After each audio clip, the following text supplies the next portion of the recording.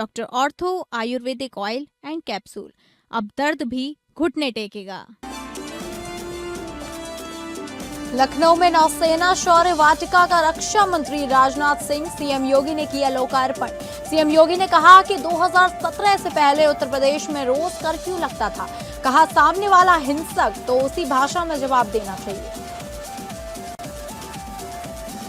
गाजियाबाद में सूर्य हत्याकांड मामले में घर लाया गया शव खोड़ा छावनी में तब्दील। हिंदू संगठनों की आरोपियों का एनकाउंटर की मांग। केशव प्रसाद मौर्य बोले दोषियों पर सख्त कार्रवाई होगी। कन्नौज गैंगस्टर कोर्ट का बड़ा फैसला। पूर्व सपा नेता समेत 3 दोषियों को सुनवाई, 8 साल की कठोर सजा। गैंगस्टर एक्ट के तहत पाया दोषी।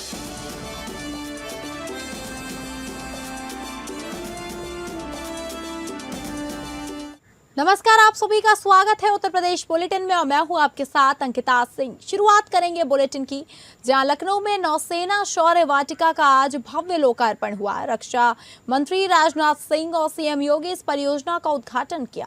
भारतीय नौसेना के शौर्य, पराक्रम और तकनीकी क्षमता को समर्पित यह वाटिका सीजी सिटी में विकसित की गई है। यहाँ स्थापित रिटायर्ड युद्धपोत आईएनएस गोमती पर्यटकों के लिए मुख्य आकर्षण होगा। यह देश व प्रदेश के युवाओं को एक नई प्रेरणा देने का भी अवसर है कि भारत की नौसेना के बारे में उसे जानकारी मिलेगी। मुख्यमंत्री योगी आदित्यनाथ ने कहा कि सुरक्षा के बेहतर माहौल में ही विकास की योजनाएं प्रभावी ढंग से आगे बढ़ सकती हैं। याद कीजिए 2017 से पहले इसी उत्तर प्रदेश में हर रोज कर्फ्यू लगता था। पेशेवर माफिया और अपराधियों ने जीना हराम कर दिया। उन्होंने आगे कहा, जब सुरक्षा के मोर्चे पर हम मजबूत होंगे तभी दुनिया भी आपसे मैत्री करेगी। यदि आप कमजोर हैं तो कमजोर के सामने कोई नहीं झुकता। हमारी ऋषि परंपरा भी इसकी प्रेरणा देती है कि अहिंसा परमो धर्म, धर्म हिंसा तथैव च। यदि सामने वाला देश व समाज के लिए खतरा है तो उसके लिए अहिंसा नहीं चल सकती है। सीएम योगी ने कहा कि सामने वाला यदि देश के लिए खतरा है तो उसके साथ अहिंसा नहीं बल्कि उसे उसी की भाषा में जवाब देने के लिए हिंसा का रास्ता अपनाना चाहिए।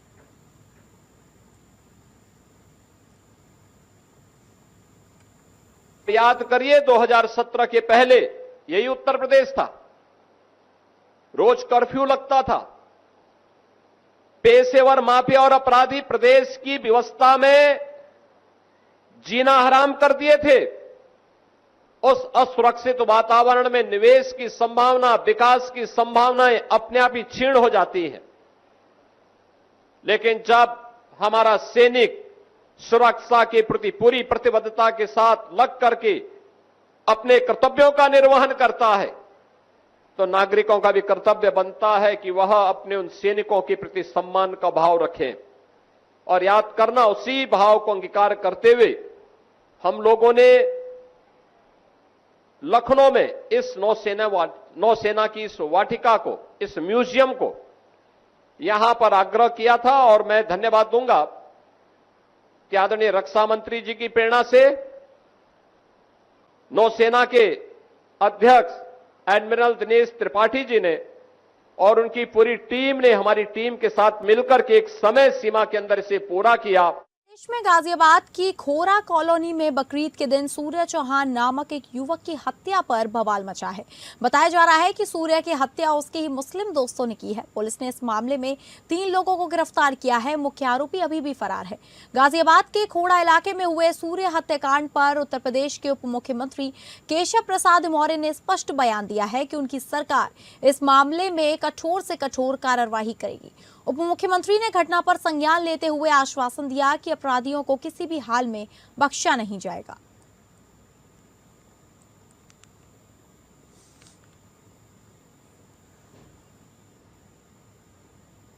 हत्यारा कोई भी हो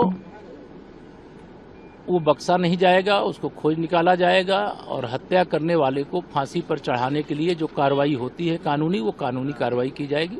सरकार कानून व्यवस्था को लेकर के बहुत गंभीर है और जिन लोगों ने ऐसा अपराध किया उनके खिलाफ कठोर से कठोर कानूनी कार्रवाई की जाए। 17 साल के लड़के को बहला के बुलाया। हाँ, जानकारी मिली है, वो दुखद घटना हो गई। एक घर का एक जो चिराग था, 17 साल की उम्र में किसी की इस प्रकार से निर्ममता से हत्या करना, यह निश्चित तौर से जो मन में जहर भरा हुआ है वही उन्होंने हत्या के रूप में निकाला है और उसके लिए जो दोषी होंगे कार्रवाई।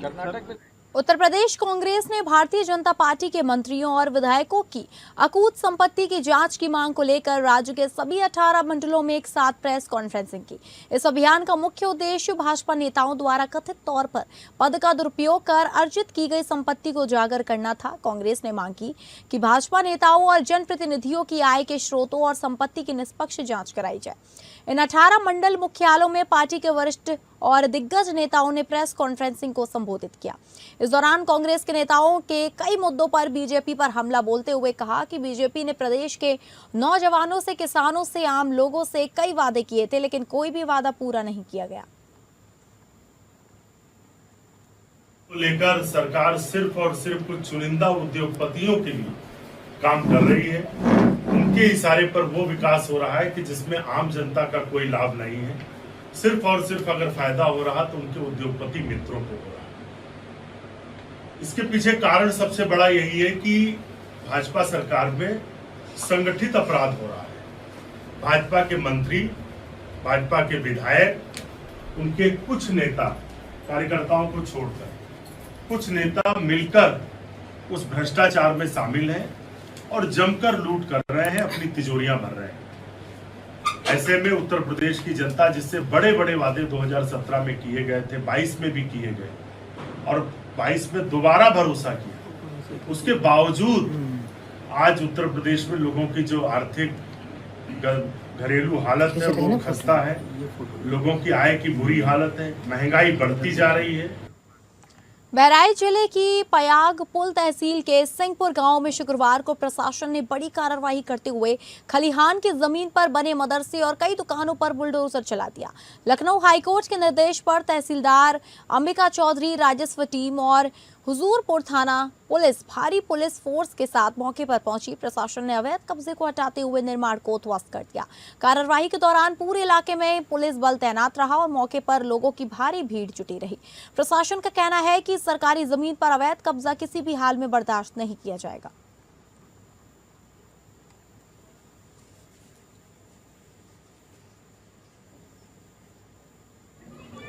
माननीय उच्च न्यायालय के आदेश से क्रम सिंहपुर विधानसभा में जी बेदखली आदेश तहसीलदार कोर्ट से पारित किया गया, जी जिससे क्रम के द्वारा निर्देशित किया गया था कि सरकारी भूमि से बंजर खाती जमीन से अवैध को हटवाया जाए। जी जिससे क्रम में आज पुलिस प्रशासन द्वारा अवैध कब्जे को हटवाने की पूर्ण माध्यम से कार्रवाई करी गई है। जी। कुछ लोगों में इस पे जो है माननीय डीएम साहब के यहाँ भी मुकदमा योजित है, जिसके क्रम उसको अभी दर्ज किया जा रहा है। जी उसमें निर्देश पारित होने के क्रम उस पर कार्रवाई बेदखली करी जाएगी। जी सर, सिंहपुर ग्राम सभा में और बहुत सारे बंजर भूमि और नवीन पड़ती है जो बहुत सारे लोग कब्जा किए हैं सर, उस पर बुलडोजर का कब कार्रवाई होगी? वो चिन्हित की जाए, हल्का लेखपाल के माध्यम से राजस्व टीम का गठन किया गया। चिन्हांकन का उस पर बुलडोजर कार्रवाई कराई जाएगी। गाजीपुर में पुलिस ने 5 महीने पुरानी चोरी की बड़ी वारदात का खुलासा करते हुए एक शातिर चोर गैंग का भांडाफोड़ किया है। ये चोर इतने हाईटेक थे कि वारदात के समय अपने पास मोबाइल तक नहीं रखते थे ताकि पुलिस लोकेशन ट्रेस ना कर सके, लेकिन आखिरकार मैनुअल इंटेलिजेंस और सोशल मीडिया से मिले सुराग के दम पर पुलिस ने गैंग के सरगना समेत 2 आरोपियों को गिरफ्तार कर लिया है। पुलिस ने इनके पास से 80,000 रुपए नगद और करीब 400 ग्राम चांदी बरामद की है। दरअसल मामला गाजीपुर शहर कोतवाली क्षेत्र के महाराजगंज चौकी अंतर्गत बकराबाद इलाके का है, जहां 31 दिसंबर 2025 और 1 जनवरी 2026 की मध्य रात्रि में चोरी की बड़ी वारदात को अंजाम दिया गया था। मामले में सीओ सिटी शेखर सेंगर ने बताया कि गिरफ्तार आरोपियों में बिंदपुरवा महाराजगंज निवासी विशाल बिंद शामिल है। पूछताछ में खुलासा हुआ कि शातिर चोर गैंग पुलिस की कार्यप्रणाली की पूरी जानकारी रखता था और उसी हिसाब से वारदात को अंजाम दिया करता था।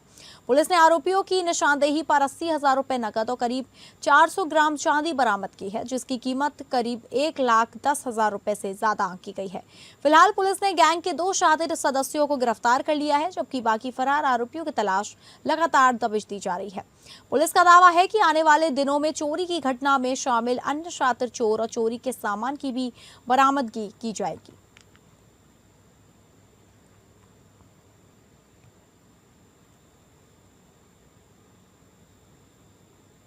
कोतवाली के जो महाराजगंज चौकी है उसके अंतर्गत जो बकराबाद पड़ता है वहाँ पर एक चोरी हुई थी। आज करीब 5 महीने के बाद हमने उस जो चोर गैंग है उसका भांडाफोड़ किया है और उस गैंग के तो 2 चोर हैं विशाल बिंद उर्फ प्रभास जो कि बिंदपुरवा महाराजगंज का रहने वाला है, और शैलेश उर्फ झुन्नू जो कि सेमराचक थाना कोतवाली का रहने वाला है, उसको आज हमने गिरफ्तार किया है। और उनके निशानदेही पे हमने करीब 80,000 रुपया कैश जो उन्होंने चोरी किया था तथा करीब 400 ग्राम सिल्वर जिसकी कीमत करीब 1,10,000 से 15,000 होगी, वो हमने बरामद किया है। सूरजपुर थाना पुलिस ने घरों की रेकी कर चोरी की वारदातों को अंजाम देने वाले एक शातिर गैंग का खुलासा करते हुए 4 आरोपियों को गिरफ्तार किया है। पुलिस ने आरोपियों के कब्जे से लगभग 50 लाख रुपए मूल्य के सोने चांदी के आभूषण, 1,65,000 रुपए नकद तथा चोरी की घटनाओं में प्रयुक्त एक ऑटो बरामद किया है। पुलिस के अनुसार गिरफ्तार आरोपी पहले घरों की रेकी करते थे और फिर मौका पाकर चोरी की वारदातों को अंजाम देते थे। पूछताछ में पता चला कि आरोपी दिल्ली एनसीआर के विभिन्न क्षेत्रों में चोरी की घटनाओं को अंजाम देते रहे हैं। सूरजपुर थाना पुलिस की जांच में क्षेत्र में हुई 3 चोरी की घटनाओं का खुलासा हुआ। बरामद ज्वेलरी और नकदी इन्हीं वारदातों से संबंधित बताई जा रही है। पुलिस ने चारों आरोपियों के खिलाफ संबंधित धाराओं में मुकदमा दर्ज कर आगे की कानूनी कार्रवाई शुरू कर दी है। साथ ही आरोपियों के आपराधिक इतिहास और अन्य संभावित वारदातों में संलिप्तता की भी जांच की जा रही है। पुलिस अधिकारियों ने बताया कि गैंग के अन्य सदस्यों और उनके नेटवर्क के संबंध में भी जानकारी जुटाई जा रही है ताकि चोरी की अन्य घटनाओं का भी खुलासा किया जा सके। पुलिस आयुक्त महोदया के निर्देशन में थाना सूरजपुर और एसीपी 3rd की टीम के द्वारा एक अंतर जनपदीय शातिर चोरों के एक बड़े गिरोह का पर्दाफाश किया गया है। ये गिरोह पेशेवर गिरोह है जो तमाम घरों में जो फ्लैट्स हैं या आवासीय परिसर हैं वहाँ पर रेकी करता है और वहाँ से सही समय देख करके और वहाँ से घरों से तमाम ज्वेलरी, कैश इत्यादि ये वहाँ से चोरी करता है। ये काफ़ी दिनों से कर रहे थे और इनके पास लंबे आपराधिक इतिहास हैं। ये लगभग 4 बड़ी चोरियों में वांछित थे जो काफ़ी हमारी जो टीमें थी उसमें तलाश कर रही थी। इनके साक्ष्य मिले थे। झांसी में जमीन कारोबारी संजय वर्मा पर दिन दहाड़े हुई फायरिंग और उसके अंगरक्षक की हत्या मामले में न्यायालय ने 8 अभियुक्तों को दोषी करार देने के साथ ही साक्ष्य के अभाव में सरदार सिंह गुर्जर समेत 8 आरोपियों को दोष मुक्त कर दिया। दोषी ठहराए गए आरोपियों की सजा पर फैसला सुरक्षित रख लिया गया है। सुरक्षा को लेकर कचहरी परिसर में भारी पुलिस बल की तैनात कर दिया गया है। अभियोजन पक्ष के अनुसार कारोबारी संजय वर्मा पर 21 जुलाई 2018 को कचहरी से लौटते समय दिन दहाड़े हमला हुआ था। कचहरी चौराहे से बस स्टैंड जाने वाले मार्ग पर बाइक सवार हमलावरों ने उसकी कार पर ताबड़तोड़ फायरिंग कर दी थी। घटना में संजय वर्मा और चालक घायल हुए थे जबकि उसके निजी सुरक्षा कर्मी की गोली लगने से मौत हो गई थी। मामले में नवाबाद थाना पुलिस ने कई आरोपियों के खिलाफ हत्या के प्रयास और आपराधिक साजिश समेत गंभीर धाराओं में मुकदमा दर्ज किया है। यह मामला उस समय झांसी की सबसे चर्चित आपराधिक घटनाओं में शामिल रहा। दिन दहाड़े कारोबारी की कार पर फायरिंग और अंगरक्षक की हत्या से शहर में दहशत फैल गई थी। मामले की विवेचना बाद में दूसरे जिले की पुलिस ने भी कराई गई। इस मामले की सीबीसीआईडी ने भी जांच की थी। ये घटना 21/7/2018 की है और वादी मुकदमा संचित वर्मा ने ये प्रथम सूचना रिपोर्ट थाना नवाबाद में दर्ज कराई थी। ये घटना ये है कि इनके पिता संजय वर्मा और उनका गनर, उनका ड्राइवर और संचित वर्मा ये लोग तारीख करके जेल कचहरी चौराहे पे पहुँचे होंगे। तभी पे वहाँ पर 8-10 लोगों ने घेर कर ताबड़तोड़ गोलियाँ चलाकर इनके ऊपर फायरिंग की, जिसमें जो इनका ड्राइवर था जय गोस्वामी वो बुरी तरीके से घायल हो गया था और जिसकी मौके पे ही मृत्यु हो गई। संजय वर्मा, रवि वर्मा और सुनील कुशवाहा ये लोग काफ़ी इंजर्ड हुए थे।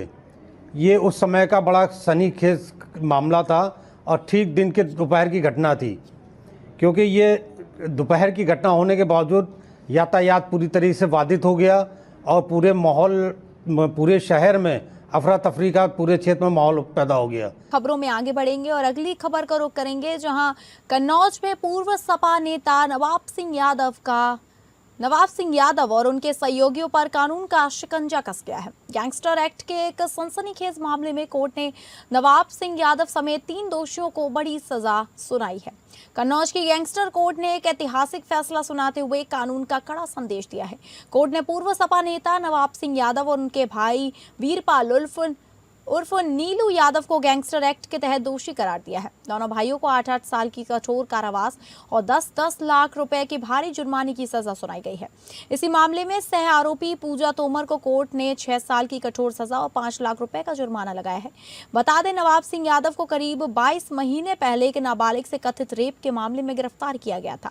तब से वे लगातार सुर्खियों में रहे हैं। वहीं गैंगस्टर के इस मामले में दोनों भाई पिछले 20 महीने से जेल में बंद है।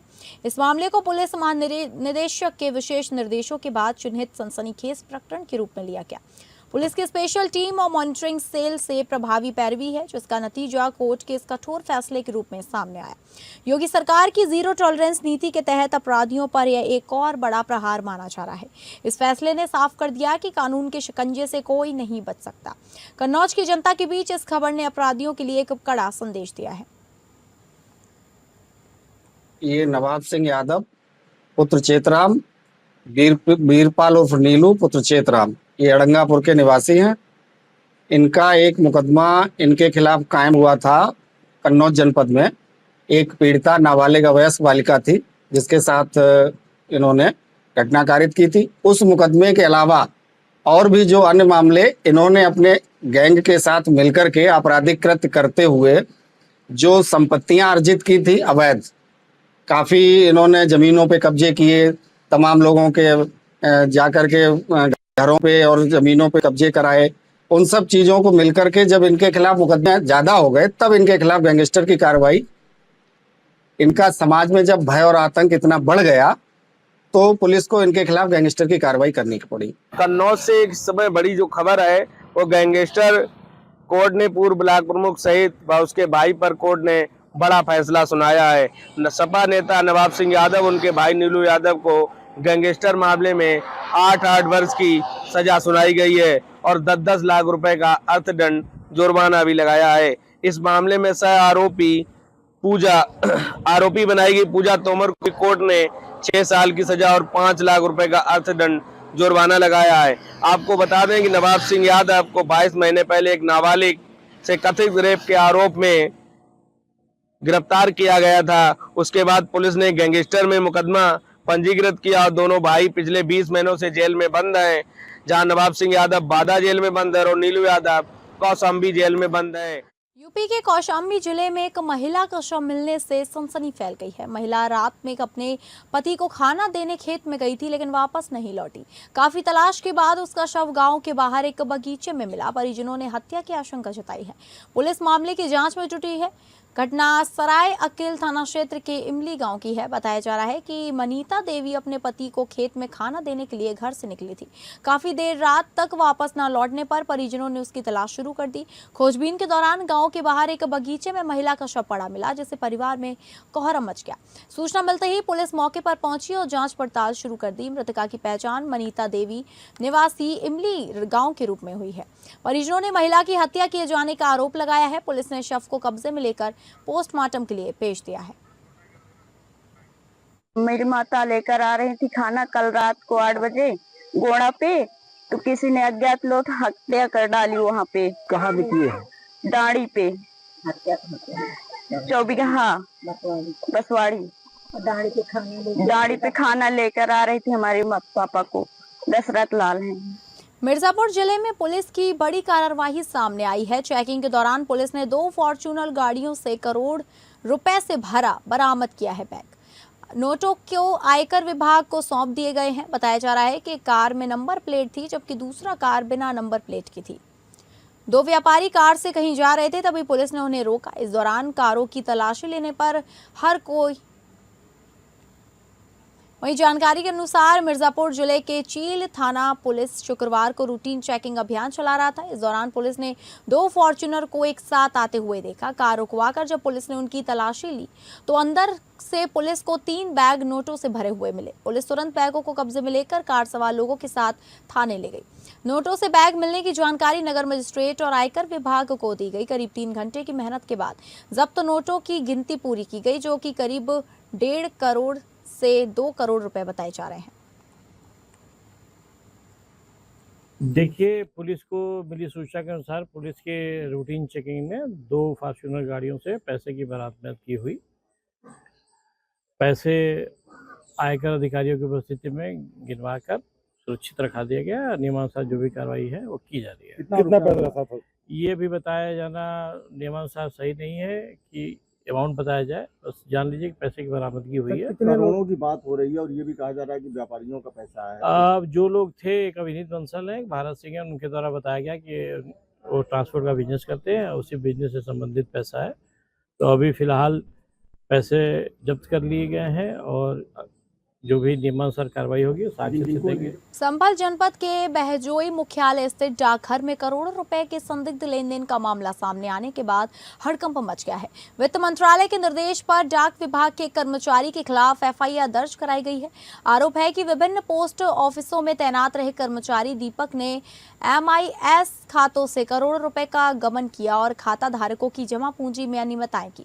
मामले के सामने आने के बाद बड़ी संख्या में खाता धारकों ने संबंधित अधिकारियों से शिकायत कर जांच और कठोर कार्रवाई की मांग की है। मामला ये है, मैंने 4-5 साल पहले 4 लाख रुपए की MIS कराई थी, जिसके पूरे होने पर दीपक कुमार जो लोग थे बहजोई में, तो उन्होंने कहा था आपका ये कार्यकाल पूरा हो चुका है, मैं नई FD आपको 2-2 लाख रुपए की बना के दे दूंगा, जिसमें ब्याज भी ज़्यादा आएगा और आपका बेनिफिट रहेगा। उसके बाद मैंने कई चक्कर काटे, तब उन्होंने एक किताब दी थी। एक किताब छपने के बाद उन्होंने मुझे बहुत पागल बनाया कि लैपटॉप खराब है, मैं चंदूरी से लेकर नहीं आ रहा हूँ कि वहाँ जा रहा हूँ, और 2 महीने बाद वो वाली किताब दी। बागपत में जिला पूर्ति अधिकारी को उनके ही ऑफिस से विजिलेंस टीम ने 40,000 की रिश्वत के साथ गिरफ्तार कर लिया। विजिलेंस टीम को लगातार रिश्वत देने की शिकायतें मिल रही थी, जिस पर शिकायतकर्ता की शिकायत के बाद विजिलेंस टीम ने छापेमारी करते हुए अनूप तिवारी को उनके ही ऑफिस से रिश्वत के साथ गिरफ्तार कर लिया। जिला पूर्ति अधिकारी पर बूढ़सैनी के राशन डीलर नरेंद्र कुमार से कमीशन की मांग कर रहा था और लगातार आरोप है कि डीलर पर दबाव बनाया जा रहा है और डॉलर की शिकायत के बाद ही उस पर शिकायत की गई और बिजनेस टीम ने उसके ही ऑफिस से अनूप तिवारी को गिरफ्तार कर लिया। हम जो राशन बांटते हैं, जितना राशन वितरण होता है उस पर DSO साहब कमीशन मांगते 25 रुपए कुंटल का, और मेरे से उन्होंने मांगे हैं अब भाई 5-6 महीने से ज्यादा हो गए हैं, तुम 40,000 रुपए कम से कम मुझे ला के। ऐसे ही जो ARO साहब हैं जोगिंदर सिंह, उन्होंने 10,000 मांगे। जब उन्होंने मेरे पर ज्यादा ही तकड़ा करके बार बार दबाव बनाया, विनय बाबू हैं उनसे बार बार फोन कराया, हेमंत बाबू हैं उनसे फोन कराया बार बार, तो मुझे आके इनकी बात सुननी पड़ी। फिर मैं इनसे मिल के गया, तो फिर दबाव में आके मैं हाँ भर के गया, तो मैंने बिजनेस को मैंने फिर शिकायत करी। तो आज कितने पैसे देने थे इनको? आज 40,000 रुपए मैंने इन्हें DSO साहब को दिए हैं और 10,000 रुपए मैंने ARO साहब को दिए। तो फिलहाल उत्तर प्रदेश बुलेटिन में बस इतना ही। नमस्कार।